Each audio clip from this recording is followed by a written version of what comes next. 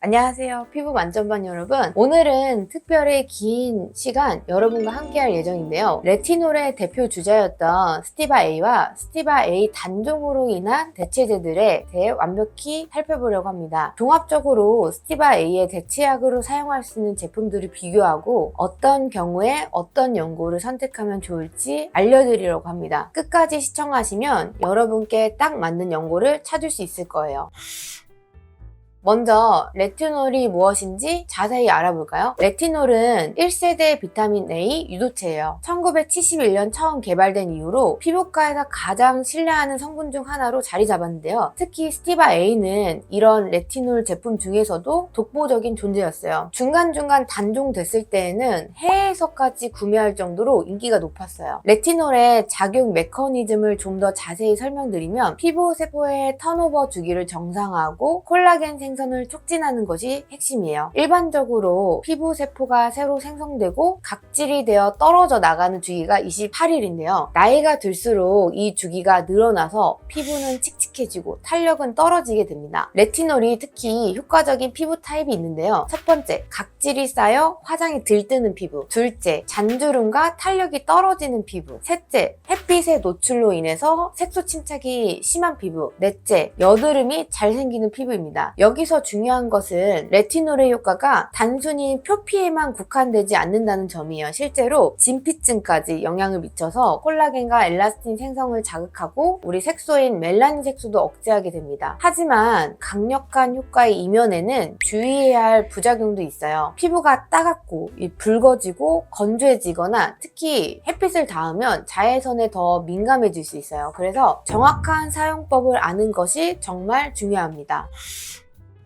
이랬던 스티바 A가 본격적으로 단종이 되고 많은 분들이 대체제를 찾고 계시는데요. 이제 스티바 A 대체제에 대해서 알아볼게요. 먼저 대체제는 크게 세 가지로 나눌 수 있어요. 첫 번째는 국내 카피약 제네릭입니다. 특히 주목할 만한 것은 2022년 식약처의 의약품 동등성 재평가 결과입니다. 1차 평가를 통과한 제품이 단 3개였어요. 20크림, 프로조메이, 아지나 크림이 바로 그 주인공입니다. 제가 개인적으로 20크림을 선택한 이유는 이게 가장 많이 팔리고 있고 가장 많이 유통되고 있는 제품이라서 데이터의 신뢰성이 높았기 때문에 바르신다고 하면은 20크림을 가장 많이 추천드리고, 두 번째는 유사 레티노이드 연고입니다. 먼저 디페린 겔을 보시면 3세대 레티노이드인 아다팔렌 성분이 들어가 있어요. 가장 큰 장점은 피부 자극이 적고 낮에도 사용할 수 있다는 점이에요. 현재는 여드름 치료에 많이 쓰이고 있어요. 다만 국내에서는 0.1% 농도만 유통이 되어서 효과를 보려면 좀 더 시간이 필요할 수 있어요. 아크리프는 4세대 레티노이드인 트리팔로텐 성분을 함유하고 있는데요. 최신 제품이라 자국도 거의 없고 어린이도 사용할 수 있는 만큼 순한 편이에요. 다만 아직까지는 장기적으로 사용에 대한 연구가 부족한 상황이에요. 이제 세 번째, 마지막으로 바쿠치올이라고 하는 자연 유래 대체제가 있어요. 바쿠치올은 계안풀 추출물에서 얻은 천연 성분인데요. 의약품은 아니고 천연 화장품 성분이라고 보시면 돼요. 최근 연구에서 레티놀과 유사한 효과를 보이면서 자극이 적다는 점이 입증이 되었어요. 특히 향균의 작용이 있어서 여드름 개선에 효과적이에요. 하지만 바쿠치올은 아직 장기 연구가 부족해서 지속적인 효과나 부작용에 대한 데이터가 충분하지 않다는 점이 있지만 의약품이 아닌 화장품이기도 하고 화장품에 들어가는 바쿠치올 함량은 보통 0.5%에서 1% 정도로 매우 낮은 편이기 때문에 안심하고 사용하셔도 될 것 같습니다.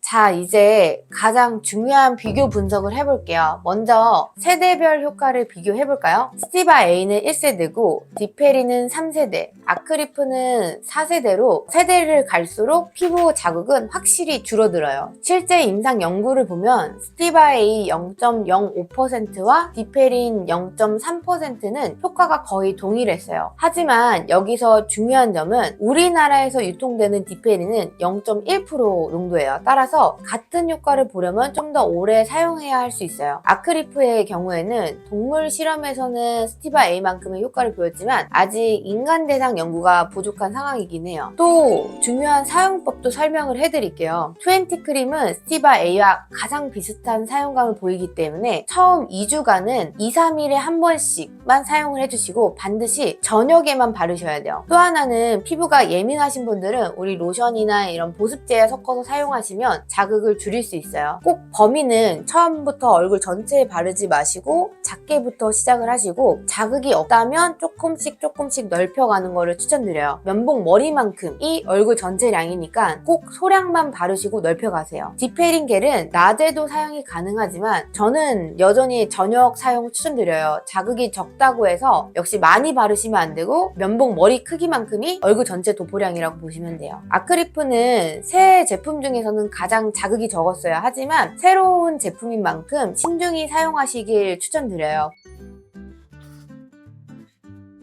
그러면 어떤 분들이 어떤 제품을 선택하면 좋을까요? 스티바 A를 잘 써오셨던 분들은 20 크림이 가장 적합해요. 사용감과 효과가 가장 유사하거든요. 레티노이드를 처음 시도하시는 분들은 디페링 겔로 시작하는 걸 추천드려요. 자극이 적어서 피부 적응이 수월해요. 피부가 매우 예민하신 분들은 아크리프가 좋은 선택지일 수 있어요. 자연주의를 선호하시거나 정말 순한 제품을 찾으시는 분들은 바쿠치올 함유가 된 제품을 고려해보시는 것도 좋을 것 같아요. 오늘은 정말 긴 시간 동안 레티놀의 모든 것을 알아보았는데요. 특히 주의할 점은 어떤 제품을 선택하시든 처음엔 신중하게 시작하시라는 거예요. 효과가 좋다고 성급하게 많은 양을 사용하거나 자주 사용하다 보면은 피부 장벽이 망가질 수 있어요. 오늘 영상이 도움이 되셨다면 구독과 좋아요, 알림 설정도 잊지 말아주세요. 네, 감사합니다.